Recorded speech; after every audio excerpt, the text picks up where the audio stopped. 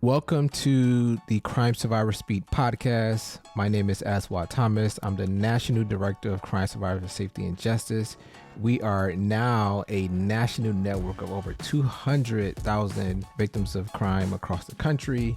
If you haven't already subscribed to stay up to date on the latest episodes, you can do that on YouTube, Apple Podcasts, Spotify, and other streaming services by clicking the link on your screen or going to the website at www.cssj.org/podcast. So welcome you all to season 3 of the podcast. As you all know, if you're listening to TV, if you're reading your newspapers, and you're having conversations with your family, we're headed into a presidential election this year. And I know that political engagement is going to be such an important theme in this coming year for our listeners. So we've got an amazing lineup of guests for you with a ton of expertise in political organizing and advocacy. So kicking off this season of the Crime Survivor Speak podcast, we're happy to be talking to my friend, Danny Montes, who is the organizing director for Crime Survivors for Safety and Justice. Danny brings 12 years of local, state, and national campaign organizing and advocacy experience.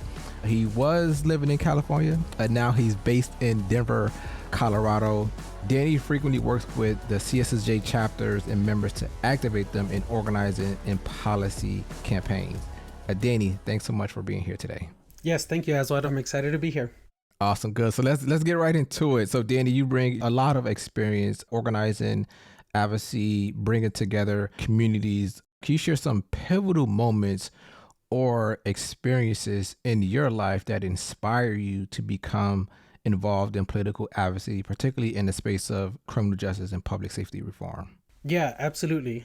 So my story starts when I was very young. Some of my first memories were of me having to translate for my parents at grocery stores, at the bank, every time somebody answered the phone. And this was because my parents were from Mexico.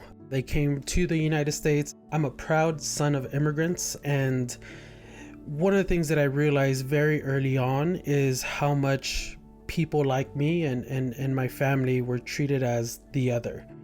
People sometimes would belittle us.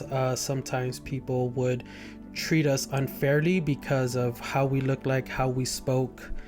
You know, and growing up, I was born and raised in Los Angeles, California in the 1980s in Southeast Los Angeles. At that time, my community was surrounded by a rich immigrant community that was embedded in both culture but also poverty.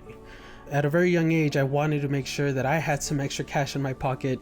So during high school, I would spend summers in the evenings working with my dad, trying to find jobs, just connecting and being able to sort of sustain myself and also help my family out. At that time, my dad worked any job he could. He would work at car washes, he would do landscaping, he would work in factories. And I joined him in a lot of those. And I remember feeling at a moment when I was in a factory where it was over 100 degrees in there during the summer, just realizing that this is not it for me. This is difficult. And I remember having a conversation with a few of my family members at the time, and they said, you just gotta do the work, and this is how we live. This is how we're treated in this country. And it made me feel small. It made me feel like I didn't belong. At the time, I really didn't see anybody that looked like me, that talked like me in television, in government, people who were there to support us, first responders. It was very difficult growing up and seeing so much poverty, so much crime, but also not having our needs met as a community. I lost so many of my childhood friends to the prison system, to violence. And I also saw firsthand how trauma impacted my family, how it impacted families in my community, where people felt alone, people felt unwelcomed, and there wasn't really a solution to a lot of these problems that we were facing. And it was at that time that I made a commitment to myself. I said, I don't know when, I don't know how, but I want to make a change. I don't want to feel small. I don't want to feel like the other. And at that time, the only route that I knew was education, because that's what my mom harped on. She said, as long as you can get good grades, do the best that you can, That's how we're going to succeed. And that's exactly what I did. I went to a school every day, tried my best, got some amazing grades, I feel. And I was fortunate enough to be accepted to go to UC Berkeley, one of the best public schools in California. And at that time, I also realized that I was in a community where it was completely different than the community that I grew up in. I went from being in a high school of 95% Latino to a school that we were just under 10%. But that didn't stop me. I still wanted to continue. That's where I learned a lot of my politics. I got politically active in organizations. Sometimes I would say that my college education got in the way of my real education. But that's when I realized that there is an opportunity for me to stay engaged. I ran for student body vice president. I won, and that allowed me to really interact with people outside of the university, connecting with lawmakers to talk about funding for higher education, to provide more students with the support that they needed to not just attend public institutions, but to actually graduate and to go on to do some amazing things. After that, I moved to Washington, D.C. I worked for a Congress member, and that was really where I saw politics firsthand. At that time, I wanted to make sure that I had an opportunity to learn of how politics actually really works outside of my history books and the things that I learned at my university. And it made me feel even more small working in Congress, because I realized that there's not a lot of people coming in and out of those doors that look like me, that talk like me, that had a lot of the experiences that I had. But that didn't deter me, that didn't stop me. After that, I wanted to figure out what is the best way for me to continue to advocate and continue to build the vision of my community so that people continued to grow, that people had an opportunity to feel heard, not feel like the other, how I felt when I grew up. That led me to work at a union and then at one of the largest Latino civil rights organization, where that was really where I worked with a lot of community members who were directly impacted by our justice system, and understanding why is it that people cannot get jobs? Why is it that people are not advancing economically in the communities that they live in? And that led me to being much more intentional with understanding not just our criminal justice system, but how immigrants in this country are directly impacted by the justice system as well. Thank you for sharing that, because I had a very similar experience, just like my childhood growing up surrounded by poverty, crime. But one thing that resonated with me was when you talked about being at UC Berkeley, right? So going from a community where, majority of 95% Latino population, then going to a school with less than 10%, right? And I had that same experience when I went to college as well. And it was one of the most beautiful experiences, right? Of being in a different environment, learning about different cultures, and just being around individuals who are so different from ourselves, right? And the opportunity that our education provided, especially provided you with being able to be a student body president, move to DC, then work for a union organization, really dive into working with community members. As someone who have tons of experience being an organizer and being a campaign strategist, what advice do you have for our listeners about the importance of building relationships with legislators and key decision makers, especially on complex issues like criminal justice and public safety? Yeah, I mean, the solution is in that question, Aswad. I feel like relationship is the key word in there, where we need to make sure that as we are growing campaigns, if there are organizers out there that are thinking about how do I make sure that I have a successful campaign, that I connect with folks, that we can win either legislation or any of the local or state or national advocacy efforts that they're doing, their plan must include relationship building. Many of us, including myself, I would not be here today if it wasn't for the support and the relationships that I have with my family, with my partner Kay, with mentors who took me under their wing when I was very young, trying to be an organizer, trying to convince everybody that I had the solutions, that I want to win, and trying to bring people on board. But it's really taking the time to listen and identify what are the common interests that we have together, whether you are a legislator, whether you are somebody who is just getting activated for the very first time. Humanizing the issue is something that is very critical in the work that we do. Feeling like we are correct, feeling like we are on the right side of history, unfortunately, isn't always a recipe for success. But humanizing the issues that we work on is going to take us farther than we can ever imagine. There's only so much reports, there's only so much videos and stories that we can share. But if we're not connecting to people's emotions, to people's histories, to people's stories, that's not going to lead us to the future that we want. It's important also to ensure that when we're thinking about campaigns, that we're not just thinking about the next few months. We're thinking about what is the legacy that we want to leave for future generations to make a difference, to carry the mantle of change. Many people are always feeling like they're stuck, that their campaign isn't working or that their issue isn't working. And sometimes it's really about shifting the narrative so that it connects more with people, so that we can build those relationships with legislators, not just for this bill or for this campaign, but for future. Because there may be a city council member in your community that ends up running for mayor, that ends up running for a state office, that ends up running for governor, that ends up running for federal offices. And for you to be able to build those relationships throughout that journey is only going to be helpful for you and the work that you do in building change in your communities as well. So relationships is critical in just your daily life, right? Relationships with family and friends and community, but most importantly, when working on changing policy, those relationships with legislators and also their staffers as well. Danny, you started with Californians for Safety and Justice. You've been with the organization almost going on 10 years now, but the last few years you have been working directly as the organizing director for Crime Survivors for Safety and Justice.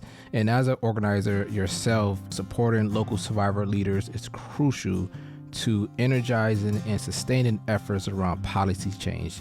Can you share a story about a local leader or a community initiative that left a lasting impression on you, and what lessons you learned from that collaboration with local leaders? There's so many. One of the people that I want to uplift, and I learned a lot, especially when I first started working on these issues much more intentionally, is David Guisar. He was one of the founding members of Crime Survivors for Safety and Justice. And my first week on the job, I had a conversation with him. We grew up in the same areas, grew up in the same communities, and learning about how he lost his siblings at a young age, and then, at that time, fairly recently, and how he was turning his pain into power really helped bring to light the importance of making sure that the journey that we are on with our campaigns is as important as the end result. That's one of the most important things that I've learned from David in the work that we do. I just had a conversation with somebody yesterday who told me, Danny, for the last 20 years, I've been a cook. This is the first year that I've actually started to do anything regarding politics, regarding policy and campaigns, but I'm doing it because I lost my brother. And I want to owe it to him and his legacy to continue to do the work and bring a lot of these resources. I don't know how, I don't know, what we need to do, but I'm all in. And we hear these stories across the country in the work that we do. We hear it in Texas, we hear it in Florida, we hear it throughout the Midwest and the East Coast, where people are really standing up and utilizing their voice, many of them for the very first time, to advocate on behalf of not just themselves, the history and the lived experiences that they have, but for their communities. And I connect with each and every one of those because of my story, of how I felt growing up and what I saw. I remember in middle school when we would have career day, people would say, I want to be a fireman, I want to be an astronaut. I was that kid that was very quiet because I didn't know what I wanted to do when I grew up. And I feel like at my age now, I still don't know exactly what I want to do when I grew up, but I always knew that I wanted to make change. And throughout our movement, throughout the organization of Crime Survivors for Safety and Justice, we have so many leaders that are just taking that step without knowing what's going to happen, without knowing if it's going to work, and trusting the process to ensure that we can do the best that we can to make our community safer and to bring more healing as well. To bring more healing, that takes a lot of collaboration, right? A lot of creativity and also unity. How do you approach bringing people together from diverse backgrounds and experiences? And are there specific strategies you find effective in fostering collaboration around a common cause like public safety or victim services? Yeah, in the work that I do across the country, I've had some amazing conversations with some of the most conservative people that I've ever met, but also some of the most progressive people. I'll go back to relationships and building that. It's not about whether you're right or convincing somebody that you are right. It's about having a common understanding around what is it that we're trying to do, and do we agree on that? The most important thing that I do when I'm talking to folks across the country is making sure that we can build a common connection with each other. What are the common histories that we have in communities that maybe don't look like each of us, but we have a common goal of what we want to do? Having a vision for the future, having a vision for change, creating avenues for folks to be included in that is one of the best ways to do that, no matter where you are and no matter who you're talking to. That's why we've been able to win key legislative victories across states that people may think that we weren't able to win. And the main reason for that is because we were able to create a vision for change and brought people in to our vision to ensure that we can continue to build and continue to win. Danny, we're going to get to Heal the Vote. We're looking forward to you sharing more about that. But, this work, especially working with survivors and working on criminal justice reform and public safety policies and working to bring safety and healing, it changes us. It changes our lives in so many different ways. So we'd love to hear from you. How has your role as an organizer contributed to your personal growth in healing, and have experiences in this work change your perspective in ways that you didn't expect? Yeah, that's a good question. I feel like it's fundamentally changed who I am and how I engage with people. A lot of the connections and the conversations that I have with people across the country can be very heavy, can make me feel or trigger even some of the trauma that I have. And it's really taught me the importance of self-care, not in a way where like, okay, I'm going to do this because I need self-care, but it's really focused on the need to make sure that I am grounded and that I understand why I'm feeling this way in the work that I do. It's also helped me build relationships with people in my own community and my own family. There's conversations that I've had with my own parents, with my loved ones, about our criminal justice system and trauma in a way where I could never imagine having these conversations 10, 15, 20 years ago. I think that's one of the most important things in regards to understanding the work that we do and how we show up. That's important as well. How we show up and how we talk to people across the country is going to be the most impactful way that we can build a movement of survivors across the country to help us grow and to continue to build the healing in our communities and making sure that systems that are supposed to help and support us are actually doing what they need to do. Thank you, Danny. And to build that movement, not only in organizing and advocacy and healing, but also for many survivors that are out there, including myself, getting involved in organizing and civic engagement is part of the healing journey for us, right? And so this year is a presidential election, and we have kicked off the Crimes to Rights for Safety and Justice Heal the Vote campaign. So Danny, can you tell us more about the Heal the Vote campaign and its goals? We'd love to hear, how did this idea about this Heal the Vote campaign come about? What are some of the strategies that you will be leading to mobilize survivors to participate in civic engagement and voting in this year's election? Yes, this is something that I'm really excited about this year, that I see as a huge need in communities all across the country. Heal the Vote is our voter mobilization campaign. This year, our goal is to ensure that as many survivors and as many people directly impacted by our justice system have an opportunity to make sure that they can pledge to vote this election cycle, that they have an opportunity to hear about the local, state, and even national issues that are directly impacting them and their survivor journeys and their communities. We're also ensuring that people have a space so that they can check their voter registration status, making sure that they they, one, are registered, two, that they can learn more about how to vote and create a plan to vote for the upcoming election. This campaign is going to be one of the biggest voter initiatives that we've ever ran.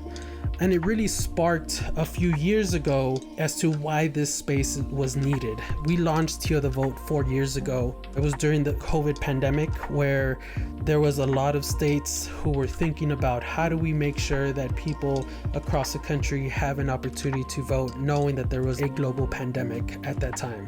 We as an organization, and in the work that we did with communities across the country, we realized that it could have also triggered and created some trauma just with the act of voting, how people were talking about the election, how people were talking about safety. And we realized that we needed to create something. We needed to create a space during this season to ensure that survivors across the country had an opportunity to feel in community with civic engagement.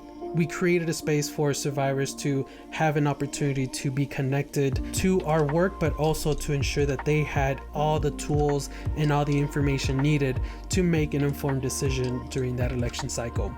Fast forward 2 years, in 2022, we did the exact same thing. At that time, we also hosted much more activities in person. That's one of the things that I really value about our organization, is as much as we value winning key victories for folks directly impacted by our justice system, we're also building community so that people who may feel alone to have a space where they can be with others. And we were able to do a few healing vigils in 2022 where folks were able to be in community, honor their loved ones, and then as a community go to the ballot and making sure that they can cast their vote on their vision for the future. This is something that we want to continue in 2024. As what you mentioned, that it is a huge presidential year, but really it's going to also be focused in on every single aspect in society that we engage with that's on the ballot. A lot of people don't know that there's over 2,000 elections happening at the local level of people who are directly making decisions for people impacted by the justice system and survivors. This is something that Heal the Vote is really going to focus on, to making sure that we can create a vision for the future of what safety means, what healing means, and ensuring that we can understand what are those investments, what are people saying, what are people's plans for the futures during this election cycle. I see voting as one of the most important things that we can do in this country. When I vote, I'm not voting just for the top of the ticket. I'm voting for every single thing that's on that ballot as well, because my vote is me saying this is my investment for the future. This is the way that I think my community, my state, my city, my block, my country should be going. And if I don't vote, that's me not adding my voice, my opinion to it. And the more that we can bring folks to understand the importance of the election and the importance of their vote, that's going to be one of the biggest things that we do this year, and making sure that across the country, everybody has a space, has an opportunity to engage in this campaign and not feel alone. Even though voting is a singular act, we want to make sure that people can feel empowered, can feel safe, and feel like they are making a difference, that they are making their voice heard, that they are not being silenced along the way as well. So everyone, let's get out there and heal the vote. As Danny mentioned, on our CSSJ.org website, you can go on there to check your voter registration status. If you are planning to vote, whether it's at the local level or at the federal level with the presidential, you can pledge to vote. It's going to be very important for us to show up at the polls and get our family and friends and neighbors to vote in this year's election as well. 2024, there's been a lot of law changes related to voter registration. So you can go on our website to learn more about the laws and information in your state. You can check your voter registration status as well. Danny, my last question, which is exciting. Last year, the Obama Foundation, started by President Barack Obama, launched the first ever USA Leadership Program. And you were, out of thousands of applicants and nominations, right? You were selected to be part of this first cohort for the Obama Foundation Leadership Program. Danny, being recognized as an Obama leader, that's such an amazing achievement. No one deserves it more than you. How has this recognition of being a Obama leader and going through that program, how has that recognition and being involved with that cohort impacted you and your approach to leadership? It's honestly been monumental. When I first heard about this program, I applied not feeling confident or not feeling like I would be one of those people. And even when I got selected, I didn't believe it. I felt, which a lot of people feel, that imposter syndrome, that maybe they made a mistake, that maybe I wasn't really supposed to be part of the program and I snuck in somehow. But the more that I went through the program, and honestly, the more that I met leaders from across the country, they only selected 100 people across the country to do this program. And the more that I was able to connect on a lot of issues that are directly impacting communities that even we serve here at Crime Survivors for Safety and Justice, the more I realized not only was I meant to be in that room, but I am one of those leaders. The program is really centered on making sure that it's not that we follow the vision that President Obama created, but it's more creating a vision that we want to see in this world and in our communities.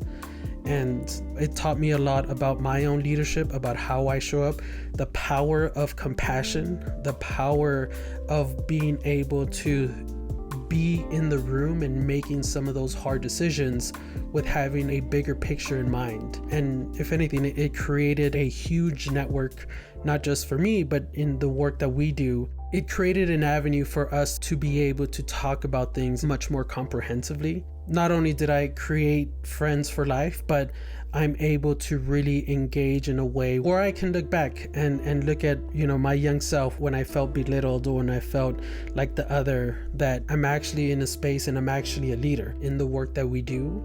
And it's important for me to pave the way and ensuring that if there are young organizers, if there are young immigrant families out there that feel like they're not being heard, that nobody cares about them, that this is not a space for them, that it is. And we as a nation, as a community, and as a movement, we need to make sure that we're including as many people, because there's so many people that are starting their healing journeys as we speak. As what it's important for people to ensure that they can turn their pain into power in the work that we do. And being recognized by a very prestigious organization, again, is a huge milestone for me in my life. But I also see it as folks are paying attention to our movement that we're creating, that spaces around pro-democracy and civic engagement are really understanding the narrative of how powerful it is to have survivors at the center of our policy making, of identifying solutions in communities that are most impacted by crime but have been the least helped. So I'm looking forward to not only continuing the work that we're doing here, but continue to grow and continue to provide more people the space to not just get into these different types of programs, but ensuring that people have an opportunity to learn about leadership, that they can have an opportunity to demonstrate their leadership. Through my journey, I've realized that there isn't any specific blueprint on how to be an amazing leader. It's really around making sure that we do the fundamentals, that we make sure that we are talking to members, that we are connecting with people, that people can learn my story and I learn theirs, and we figure out what are some of the solutions that we can build together. At the core of our work, that's really what we do here at Crime Survivors for Safety and Justice. And I'm excited that Crime Survivors for Safety and Justice have an organizer, have a strategist like you, right, to help build this base of survivors and organizations across the country. So Danny, thank you so much for being a guest on today's Crime Survivors podcast. Yeah, thank you, Aswad. And I look forward to continuing to build and continuing to win. Let's do it. Let's do it. So thank you so much to everyone for listening to today's episode. If you haven't already, once again, we started with 12 members Now we have over 200,000 members across the country. The membership is free, so there are no paid subscription or dues. All we ask is you be connected to a community of survivors. So to become a member of Crime Survivor Safety and Justice, or if you want to just join our email list to stay up to date on what we have going on, you can visit the website at www.cssj.org to join a chapter near you or be part of our national work. You can tune into all podcast episodes from season 1, 2, and now season 3 on YouTube, Apple Podcasts, Spotify, and other streaming platforms.